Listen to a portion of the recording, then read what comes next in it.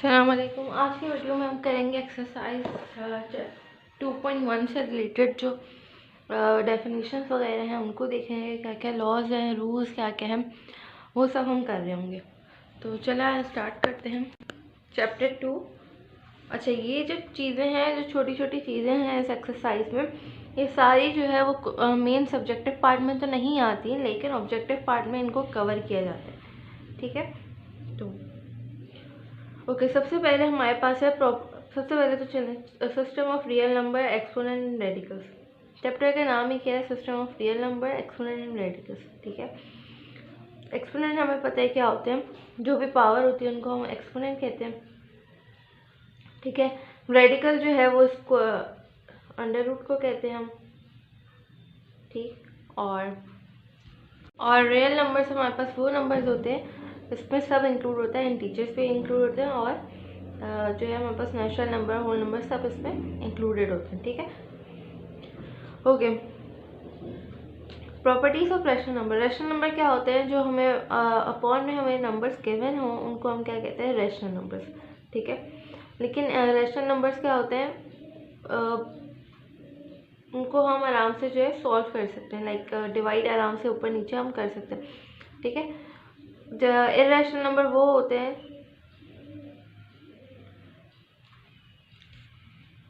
इनको अगर हम सॉल्व कर रहे हैं रैशनल नंबर को, तो हमारे डेसिमल के बाद जो नंबर्स आते हैं वो ख़त्म नहीं होते, चलते रहते हैं। जैसे पाई की वैल्यू होती है हमारे पास, ठीक है, 3.17 तो हम लेते हैं, लेकिन इसके आगे भी और नंबर्स होते हैं और वो इनफाइनाइट होते हैं, वो नंबर्स चलते रहते हैं। ठीक है, उनको हम कहते हैं इर्रेशनल नंबर्स। और रैशनल नंबर्स में जैसे अगर हमने कोई नंबर सॉल्व डिवाइड किया आपस में, तो हमारे पास एक फिक्स वैल्यू आ जाती है उसकी। ठीक है, इनफाइनाइट नहीं होते वो। ठीक, ओके। यहाँ पे अब इन्होंने कुछ जो है वो रूल्स बता दी हैं। ठीक है, जैसे a plus B and A B are also rationally closure property है। ठीक है, इसी तरह एक प्रॉपर्टी है कि अगर a प्लस बी है वो किसके इक्वल होगा? b प्लस ए के। ठीक है, जैसे हमारा लिखूँ 1 प्लस 2 किसके इक्वल होगा? 2 प्लस 1 के। इसका भी आंसर 3 आएगा और इसका भी आंसर 3 आएगा। ठीक है, तो ये हमारे पास कुछ प्रॉपर्टीज इन्होंने बताई हैं। इसी तरह अगर हम उनको मल्टीप्लाई करें ए बी को, जैसे ए बी फर्स्ट करें 1 मल्टीप्लाई बाई 2 करें is equal to 2 multiply by 1 करें, तो दोनों का आंसर क्या आएगा? 2, और दोनों एक दूसरे के क्या आएंगे? इक्वल। तो क्लोजर प्रॉपर्टी में क्या होता है? A plus B and A B are also rational. ये कौन सी प्रॉपर्टी कहलाती है? कम्यूटेटिव प्रॉपर्टी के अगर प्लस करें, ठीक है, और उस दूसरी साइड पे भी अगर उसका इन्वर्स प्लस करें तो आंसर सेम आना चाहिए, और सेम जो है वो मल्टीप्लाई का भी। ठीक है, एसोसिएटिव प्रॉपर्टी में क्या होता है? हमारे पास 3 नंबर्स गिवन होते हैं। लेफ्ट साइड पे जो है हम बाकी फर्स्ट को छोड़ के बाकी 2 नंबर्स को ब्रैकेट में रखते हैं, और जो इक्वल के उस साइड वाली होती है उसमें लेफ्ट साइड के स्टार्टिंग के 2 नंबर्स हम लेके ब्रैकेट में रखते हैं। अच्छा, अब ब्रैकेट जब भी हम कोई भी क्वेश्चन सॉल्व करते हैं उसमें BODMAS अप्लाई होता है। ठीक है, कोई भी इक्वेशन हमें गिवन होती है उसमें BODMAS अप्लाई होता है। BODMAS क्या होता है? पहले ब्रैकेट ओपन होता है, तो इस वाली इक्वेशन में पहले इन दोनों ब्रैकेट का सम होगा, फिर इसमें प्लस होगा। ठीक है, और यहाँ पे क्या होगा? पहले ये ब्रैकेट ओपन होगा, फिर सी में प्लस होगा। फर्स्ट करें, ए हमें 1 गिवन है, प्लस बी 2 है, प्लस सी 3 है, तो ब्रैकेट ओपन होगा, क्या हो गया? 3 प्लस 2 5, और 5 प्लस 1 6। ठीक है, अच्छा अगेन ए क्या था? 1, बी क्या था हमारे पास? 2, और सी क्या था? 3। अब पहले ये वाला ब्रैकेट सॉल्व होगा, 2 प्लस 1 क्या हो जाए? 3, और 3 प्लस 3 6, दोनों का आंसर सेम आ रहा है। तो ये होता है एसोसिएटिव प्रॉपर्टी, कि जो इक्वल के इस साइड पे आंसर आ रहा है वही दूसरी साइड पे है। ठीक है, इसी का सेम बिल्कुल मल्टीप्लाई में भी वही प्रॉपर्टी अप्लाई होती है। ठीक, फिर हमारे पास एक आता है आइडेंटिटीज। आइडेंटिटीज में क्या होता है कि हमारे पास जो है 0 दोनों साइड पे होता है। कोई जो भी नंबर होता है उसमें अगर हम 0 ऐड करें तो हम कहते हैं कि वही नंबर आएगा। जैसे 1 में 0 ऐड करें 1 ही आएगा। ठीक है, अगर हम 0 में 1 ऐड करें बस 1 ही आएगा। तो हमारे पास आइडेंटिटीज ये होती है। इसी तरह अगर कोई भी नंबर 1 से मल्टीप्लाई करें, एडिशन में क्या होता है? 0 होता है, और मल्टीप्लिकेशन में 1। ठीक है, जैसे 2 है, 2 से 1 मल्टीप्लाई करेंगे 2 ही आएगा। ठीक है। अगेन 1 से 2 मल्टीप्लाई करेंगे फिर भी क्या आएगा 2। तो ये हमारे पास कहलाती है आइडेंटिटीज। सही, ओके। फिर कुछ इन्वर्स प्रॉपर्टीज होती है। इन्वर्स प्रॉपर्टीज क्या होती हैं कि अगर हम कह रहे हैं कि अगर हमारे पास एक नंबर है, फर्स्ट करें 2, तो उसका अगर हम इन्वर्स ऐड करें उसमें तो आएगा इक्वल टू 0। ठीक है, सेम वही बात उसका ही इन्वर्स उसी नंबर में ऐड करें तो हमारे पास आंसर आएगा 0। ठीक है, क्यों ऐसा? जैसे हमारे पास a की वैल्यू फर्स्ट करें 2 है, तो 2 का इन्वर्स क्या होगा 1/2। ठीक है, इसको हम किस तरह और लिख सकते हैं 1/2 को 2 की पावर -1। जब हम कोई भी वैल्यू ऊपर लेके जाते हैं तो उसकी साइन, पावर की साइन चेंज होती है। यहाँ कोई पावर नहीं है, इसका मतलब क्या है 1। अब पॉजिटिव 1 है, जब ये ऊपर जाएगा तो उसकी पावर क्या हो जाएगी -1। ठीक, तो इन्वर्स प्रॉपर्टीज ये होती है हमारे पास कि अगर हम उसी नंबर से प्लस करें तो आंसर आना चाहिए 0, और मल्टीप्लिकेशन में अगर वही नंबर हम मल्टीप्लाई करें तो हमारे पास आंसर आता है 1। ठीक, तो ये है हमारे पास कुछ इन्वर्स प्रॉपर्टीज। ओके, उसके बाद डिस्ट्रीब्यूटिव प्रॉपर्टी की बात करते हैं। डिस्ट्रीब्यूटिव प्रॉपर्टी ये कहती है कि एक नंबर है बाहर ब्रैकेट के और अंदर 2 नंबर हैं, तो उस इक्वल आएगा उसी नंबर के। हम ब्रैकेट से मल्टीप्लाई करते हैं ना, जैसे ये फर्स्ट करें 3 है और ये 2 + 1 है, एक बी और सी की वैल्यू, तो क्या हो जाएगा ये, अगर हम मल्टीप्लाई करेंगे 3 × 2 + 3 × 1। ठीक है, यहाँ पे वही बात लिखी है, तो 3 × 2 हो रहा है प्लस 3 × 1 हो रहा है। ठीक, डिस्ट्रीब्यूटिव प्रॉपर्टी में भी सॉरी दूसरी साइड पे भी हम यही, जैसे अगर हम वही बात है कि यहाँ पे ब्रैकेट इन्होंने पहले ले लिया, नंबर बाद में लिख दिया। ठीक है, तो अगेन मल्टीप्लाई करने के बाद ये आएगा b × a और c × a। ठीक, तो ये आपने प्रॉपर्टीज़ थोड़ी याद कर लेनी है, इनको अच्छे से देख लेना है कि किस तरह क्या प्रॉपर्टीज़ हो रही हैं। थोड़ी आपको इनको याद करने की ज़रूरत पड़ेगी ताकि इनका डिफरेंस आपको याद रह जाए। ठीक है, इन्वर्स में सिंपली जो इन्वर्स वाली फॉर्म होती है उसमें प्लस के उसमें जो है वो 0 आना चाहिए इन्वर्स को प्लस करने से, और इन्वर्स को मल्टीप्लाई करने से मल्टीप्लिकेशन में 1 आना चाहिए। ठीक, कम्यूटेटिव प्रॉपर्टी में क्या होता है, जैसे जो नंबर है उसका ही हम इन्वर्स करें तो आंसर दोनों का सेम आना चाहिए। सो ये आपकी कुछ प्रॉपर्टीज़ है, इनको आपने देख लेना अच्छे से और इनकी प्रैक्टिस कर लेनी है। ठीक है, अब हम आगे चलते हैं।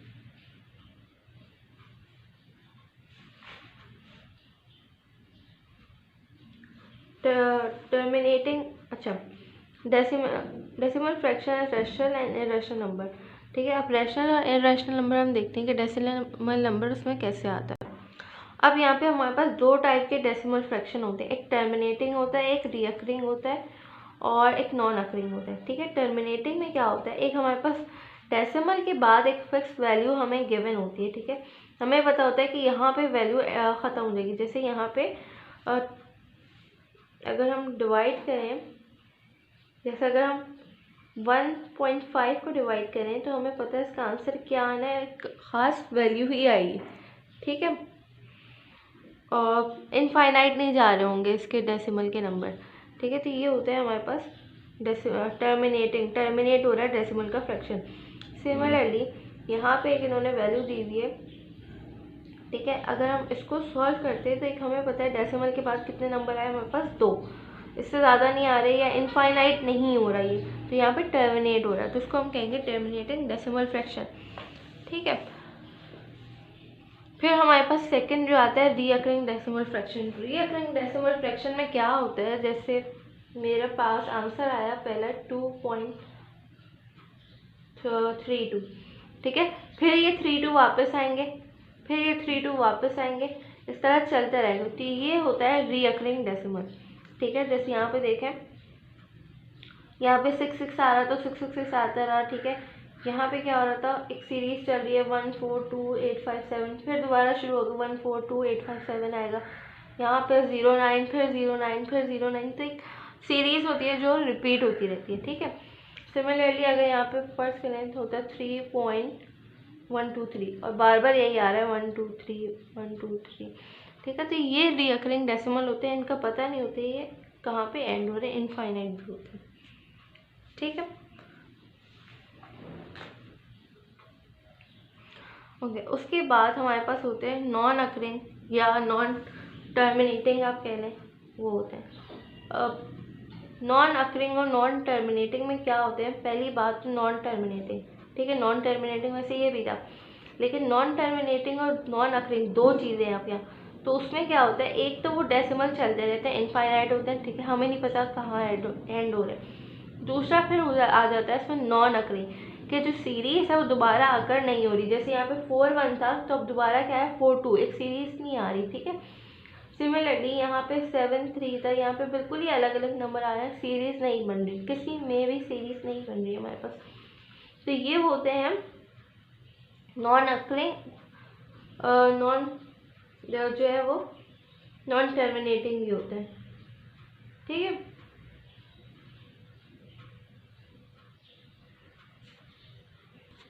अच्छा, यहाँ मैंने नॉन रेकरिंग है, ये नॉन अकरिंग नहीं है, सॉरी गलती से गलत बोली मैंने, नॉन रेकरिंग है ये, ठीक है। नंबर दोबारा रिपीट नहीं हो रहे। सिमिलरली अगर जो पाई की वैल्यू होती है वो भी एक नॉन रेकरिंग वैल्यू है, क्यों? और नॉन टर्मिनेटिंग भी। एक तो हमें पाई की वैल्यू पता नहीं होती कहाँ तक एंड हो रही, ठीक है। दूसरी बात, उसमें भी नंबर सेम नहीं आ रहे होते, रिपीट नहीं हो रहे थे, सो इस वजह से, ठीक है। इसके अलावा अब ये वाले एग्जाम्पल अब आप देख लीजिएगा, ये भी वही है कि एक तो सीरीज चलती जा रही है, टर्मिनेट नहीं हो रही। सेकेंडली जो सीरीज आ रही थी वो भी रिपीट नहीं हो रही, पहले 0 2 था, फिर 002, फिर 000, तो एक सेम सीरीज नहीं चल रही। अगर यहाँ पे 0 2 है तो यहाँ पे 0 2 आना चाहिए, फिर 0 2, फिर 0 2, फिर 0 2, उसको हम कहते हैं कि हाँ ये अकर हो रही है दोबारा, ठीक है।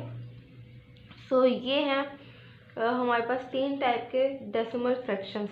अब हम आगे चलते हैं। अगर इनको आपने अच्छे से समझ लिया प्रॉपर्टीज़ को, तो आपके लिए पहली बात तो एक्सरसाइज भी आसान हो जाएगी। दूसरी बात ये कि फिल इन द ब्लैंक्स में से अगर इनमें से कुछ आ जाता है तो आपके लिए इजी टू अंडरस्टैंड होगा। अच्छा, सेट ऑफ रियल नंबर्स क्या होते हैं? सेट ऑफ रियल नंबर्स वो नंबर्स होते हैं कि उसमें रैशनल नंबर्स भी आए और इरेशनल नंबर्स भी आए। जैसे मैंने स्टार्ट में बताया था, रियल नंबर्स क्या होते हैं? जो रैशनल नंबर भी होते हैं जिसमें, और इरेशनल नंबर्स भी, उनको हम कहते हैं रियल नंबर्स, ठीक है। तो यहाँ पे उन्होंने वही लिखा हुआ है कि रैशनल नंबर्स और इरेशनल नंबर्स को हमने यूनियन कर दिया, तो हमारे पास क्या बनता है? रियल नंबर्स बन जाते हैं। रियल नंबर्स को हम आर से डिनोट करते हैं, कैपिटल आर से, ठीक है, ओके। फिर हमारे पास है प्रॉपर्टीज ऑफ रियल नंबर। कुछ रियल नंबर की अच्छा प्रॉपर्टीज हमारे पास। सबसे पहले हम देखेंगे रियल नंबर की properties with respect to addition, फिर हम देखेंगे विद रिस्पेक्ट टू मल्टीप्लिकेशन, ठीक है। सबसे पहले क्लोजर प्रॉपर्टी देखते हैं। क्लोजर प्रॉपर्टी में क्या होता है? क्लोजर प्रॉपर्टी में ये कहते हैं कि अगर हम दो रियल नंबर का सम करें तो हमारे पास जो आंसर आएगा वो भी एक रियल नंबर आएगा। किस तरह?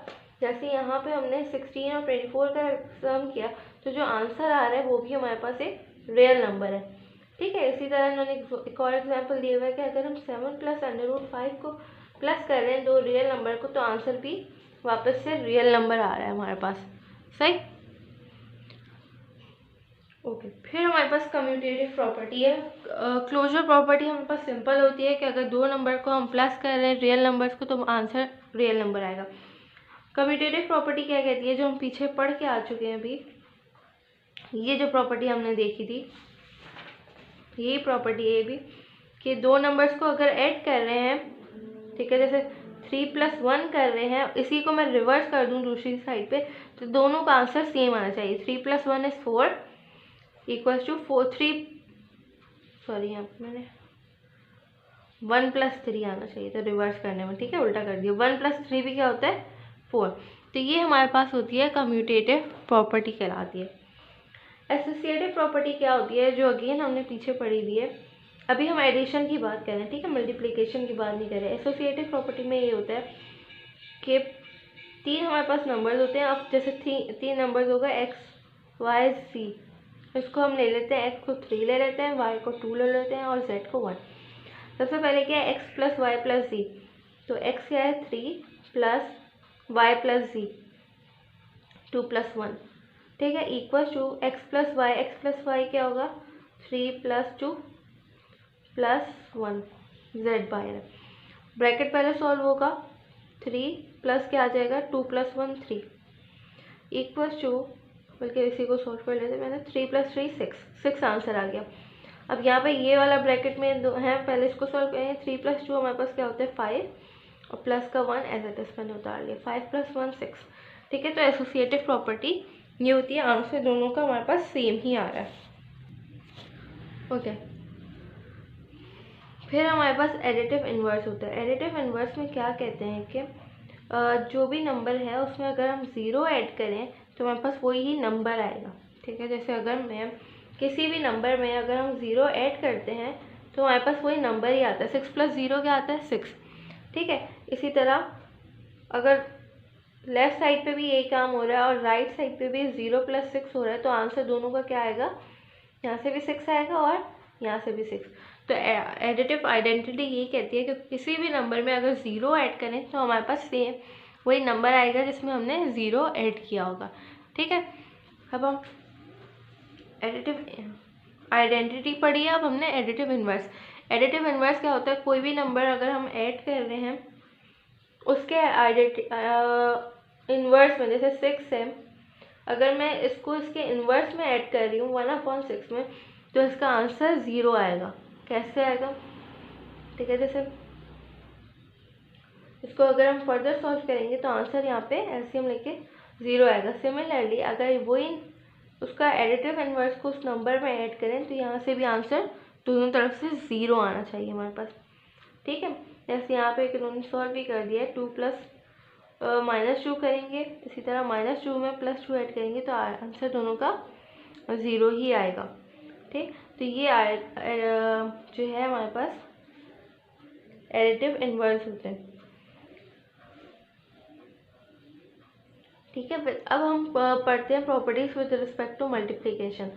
तो क्लोजर प्रॉपर्टी क्या होती है, एडिशन में क्या हो रही थी closure property with respect to addition, कि दो नंबर्स ऐड करेंगे तो आंसर रियल नंबर, दो रियल नंबर ऐड करेंगे तो आंसर भी रियल नंबर आएगा। सिमिलरली मल्टीप्लिकेशन में भी वही है कि अगर दो रियल नंबर्स को मल्टीप्लाई करेंगे तो आंसर हमारे पास रियल नंबर ही आएगा। ठीक है, यहाँ पे कुछ एग्जांपल्स भी इन्होंने दी हुई हैं, दो रियल नंबर को मल्टीप्लाई किया आंसर रियल आया। ओके, फिर कम्यूटेटिव प्रॉपर्टी क्या है कि अगर दो नंबर को मल्टीप्लाई कर रहे हैं, जैसे 2 × 3 है और दूसरी साइड पे इसी का अपोजिट है 3 × 2, तो आंसर दोनों का सेम आएगा। 2 3 6 = 3 2 6।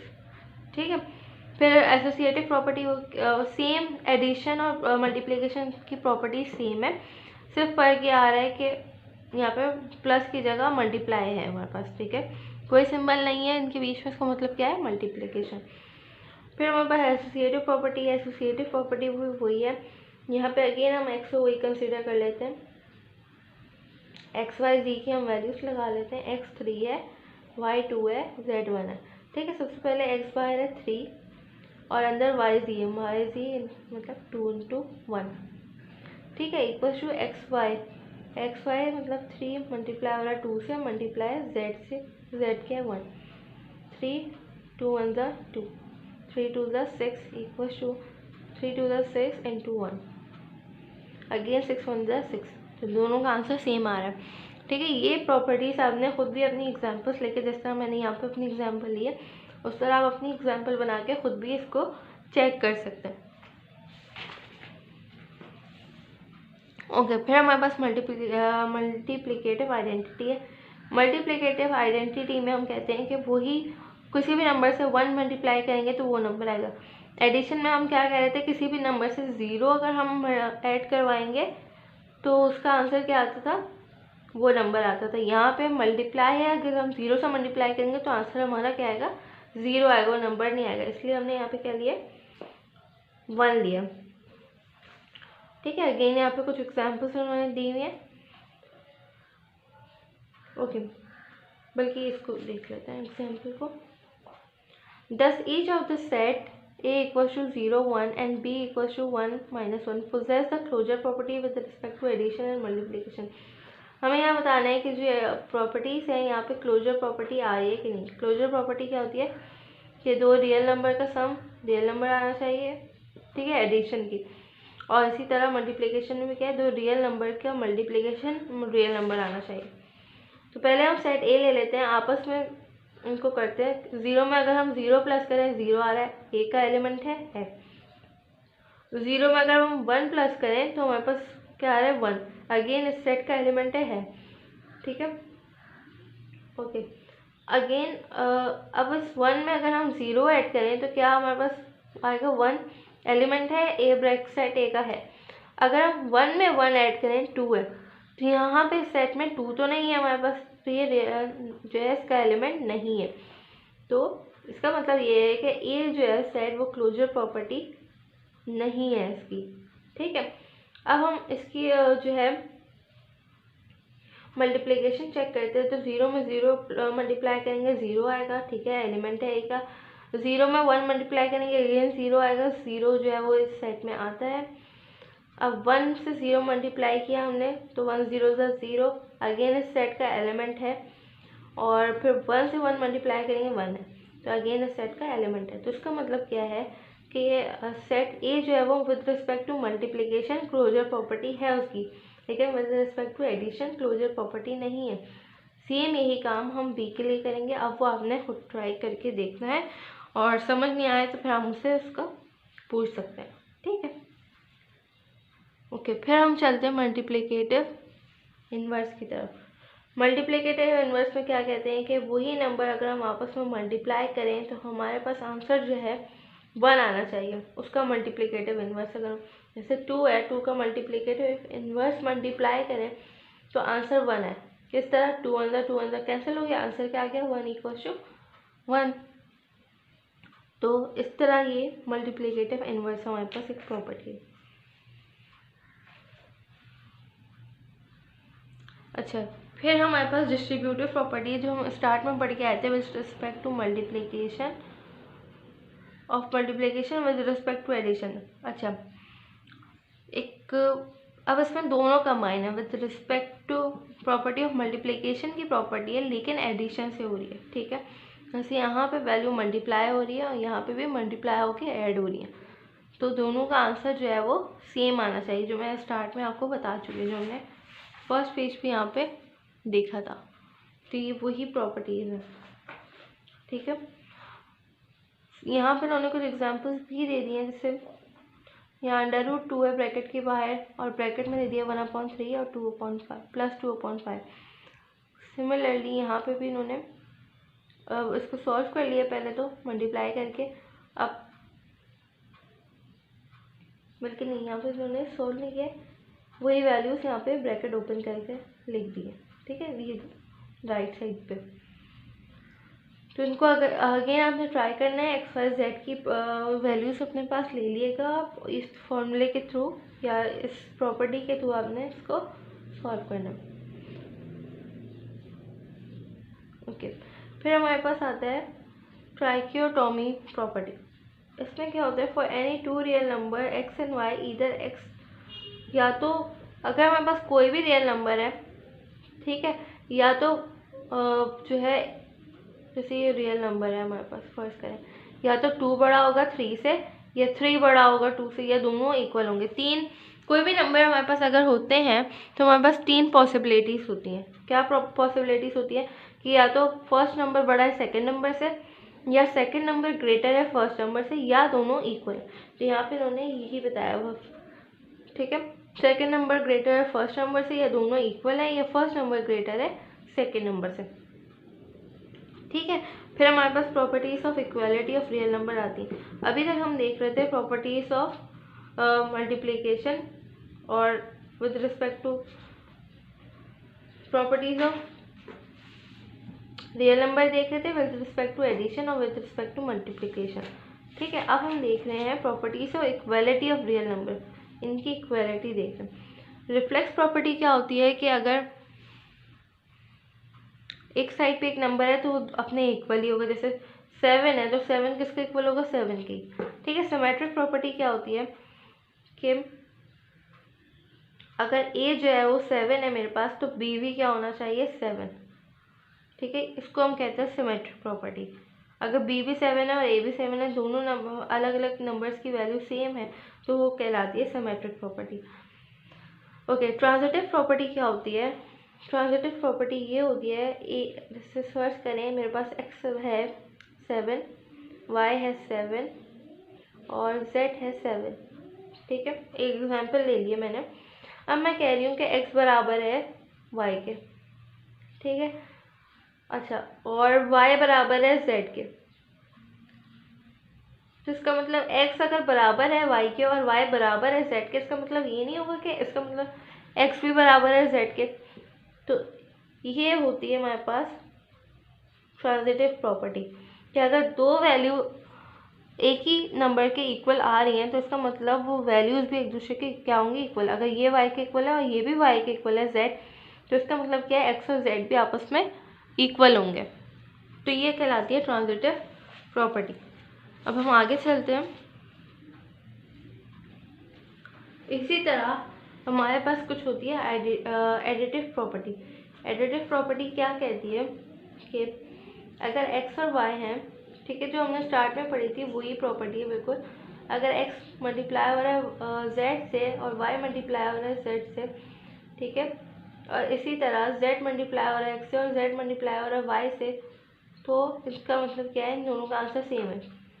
सिमिलर क्या कह रहे हैं कि यहाँ पे फर्स्ट करना है एक्स 1 है और जेड 2 है, ठीक है, और वाई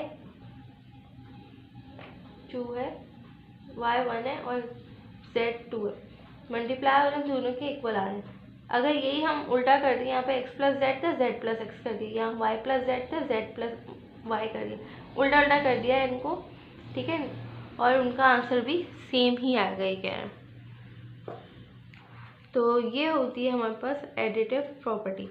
मल्टीप्लिकेटिव प्रॉपर्टी भी सेम है कि अगर हम उसको मल्टीप्लाई करें दो नंबर्स को, फिर उनका इन्वर्स को मल्टीप्लाई करें, जैसे एक्स, यहाँ पे एक्स जेड था, यहाँ पे जेड एक्स कर दिया, यहाँ पे वाई जेड था, यहाँ पे जेड वाई कर दिया, तो दोनों का आंसर क्या आना चाहिए? सेम आएगा, सही। ओके, फिर हमारे पास आती है cancellation property. Cancellation property is similar to transitive property, ठीक है। कैसे सिमिलर है? हम यही कह रहे थे, अगर हम इन दोनों इक्वेशंस को रखें आपस में, ओके, ये जो इक्वेशन है, अच्छा यहाँ पे प्लस आ गया है, एडिशन की प्रॉपर्टी, ठीक है। अगर x प्लस जेड रखें equal to Y plus Z रखें, तो ये आंसर आना चाहिए हमारे पास x प्लस वाई के। कैसे? अगर हम मैं z को इस साइड पे ले आऊँ, plus Z equal to, sorry, ये प्लस का z था, इस साइड पे माइनस का z हो गया, ये equal to Y as it is. तो ये दोनों नंबर सेम है वैल्यूज, और लेकिन साइन अपोजिट है, कैंसिल हो जाएंगे, तो क्या बचेगा? x equal to Y. तो ये cancellation property with respect to addition कहलाती है, जिसमें हम नंबर्स कैंसिल कर देते हैं और आंसर जो है ये इस तरह बचता है हमारे पास, ठीक है।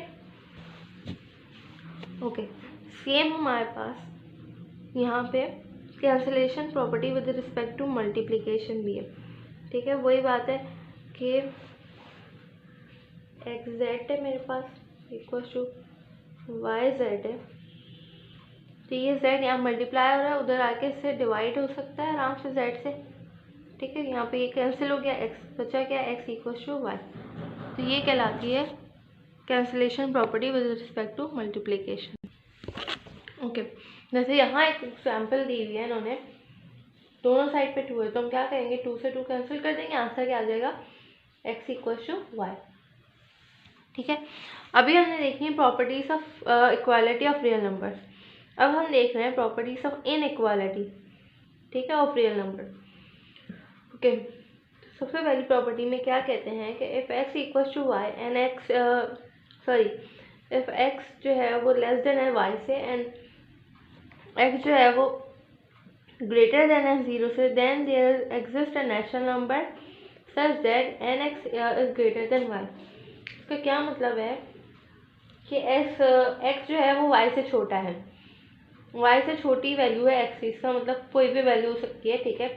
वाई कुछ भी हो सकता है, एक्स कुछ भी हो सकता है, लेकिन x जो है वो बड़ा है 0 से, तो x जो है इसका मतलब क्या है 1 से स्टार्ट हो रहा है। 0 से बड़ा है इसका मतलब क्या है 1 से स्टार्ट हो रहा है, लेकिन अब यहाँ y से कोई भी वैल्यू उसकी छोटी हो सकती है। 1 से स्टार्ट हो रहा है, इसका मतलब क्या है x जो है वो नेचुरल नंबर भी है। ठीक है, तो हम उसको इस तरह भी लिख सकते हैं n is greater then 1। Natural number यहाँ पे इसका मतलब क्या है नेचुरल नंबर एग्जिस्ट करता है। ठीक है, तो ये है हमारी फर्स्ट प्रॉपर्टी। जैसे यहाँ पे हम कह रहे हैं कि एक 5 जो है वो छोटा है 14 से, ठीक है, और n हमने ले लिया 3, तो इन दोनों को जब हम मल्टीप्लाई करेंगे x और n की वैल्यू, तो ये जब भी फिर ये किससे ग्रेटर आएगी y से। ठीक है, इस तरह मैं अभी एक्सप्लेन करती हूँ। जैसे यहाँ पे x कह लें 2 है हमारे पास, और y कह लें 4 है, ये 3 है। ठीक है, इसी तरह हमारे पास n की भी कोई वैल्यू होगी, n कह लेते हैं हम कि हमारे पास n जो है वो भी 2 है। ठीक है, तो अभी पहली प्रॉपर्टी क्या है, हम कह रहे हैं x जो है वो छोटा है y से। तो क्या x छोटा है y से? हाँ, x छोटा है हमारा y से, क्योंकि 2 जो है वो छोटा होता है किससे? 3 से। फिर हम कह रहे हैं कि यहाँ पे कोई ना कोई इसका मतलब नेचुरल नंबर होगा इनके बीच में। ठीक है, x क्योंकि बड़ा है 0 से, x बड़ा है 0 से, हाँ बड़ा है क्योंकि 2x की वैल्यू। ठीक, अब हम क्या कह रहे हैं कि nx का जब मल्टीप्लाई करेंगे उसकी लेकिन वैल्यू जो है वो बड़ी आएगी 0 y से। तो nx क्या है, n हमारे पास 2 था, मल्टीप्लाई हो रहा है 2 में, और y की वैल्यू क्या है 3। यहाँ पे क्या हो जाएगा 4 बड़ा होता है 3 से। ठीक है, तो इस तरह ये प्रॉपर्टी हम प्रूफ करते हैं। ठीक है, ओके। उसके बाद ट्रांजिटिव प्रॉपर्टी आती है। ट्रांजिटिव प्रॉपर्टी वो सेम है कि अगर y बड़ा है x से और z बड़ा है y से, इसका मतलब क्या है कि सबसे बड़ी वैल्यू क्या है, ये इस तरह लिखते हैं, x बड़ा है y से और y बड़ा है z से। ठीक है, इसका मतलब सबसे बड़ी वैल्यू क्या है z की, और सबसे छोटी वैल्यू क्या है x की। तो x इससे छोटा, z किससे बड़ा हुआ, x से। ठीक, फिर हमारे पास एडिटिव सॉरी इसका मतलब क्या है, एडिटिव प्रॉपर्टी हमारे पास, एडिटिव प्रॉपर्टी क्या कहती है कि x प्लस जेड का अगर हम सम करें और y प्लस जेड का, तो हमारे पास y प्लस जेड की वैल्यू बड़ी आएगी। सिमिलरली अगर इन दोनों को अपोजिट कर दें, आगे पीछे लिख दें इन दोनों को भी, तो आंसर फिर भी सेम ही रहेगा, मतलब ये राइट साइड जो है हमारी ग्रेटर आएगी। ठीक है, मल्टीप्लिकेटिव प्रॉपर्टी भी यही कहती है कि अगर एक्स जेड को मल्टीप्लाई करें ग्रेटर आएगा किससे, वाई जेड से, और अगर इन्हीं वैल्यूज़ को थोड़ा आगे पीछे कर दें तो फिर भी वैल्यू ग्रेटर ही आएगी। ठीक, तो यहाँ हमारी प्रॉपर्टी सारी ख़त्म होती हैं।